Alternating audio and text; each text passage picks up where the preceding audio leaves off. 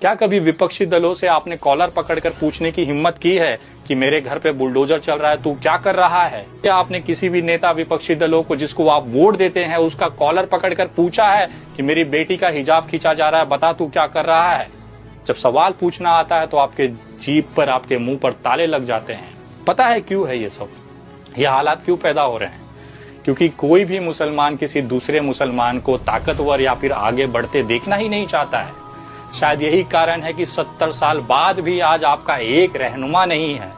आपको किसी अखिलेश यादव, किसी ममता बनर्जी, किसी राहुल गांधी की जरूरत पड़ती है और वो उस समय गायब हो जाते हैं जब आपके घरों पर बुलडोजर चलती हैं, आपके बिटिया का हिजाब खींचा जाता है।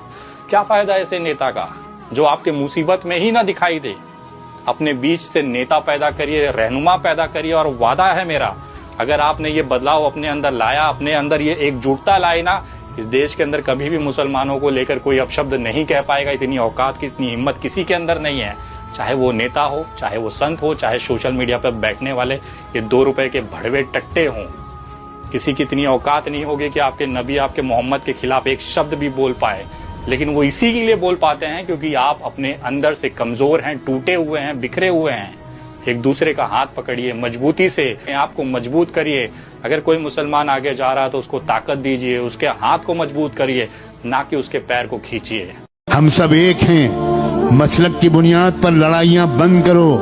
अगर आपको किसी मसलक से ताल्लुक है, बहुत मुबारक, लेकिन हमारा असल मजहब कलमे तय्यबा ला इलाहा इल्लल्लाह। हमारा कलमा एक है, हमारा कुरान एक है, हमारा किबला एक है, हमारे रसूल एक हैं, हमारा रब एक है, हमारा दीन एक है और हमारा अंजाम भी एक है।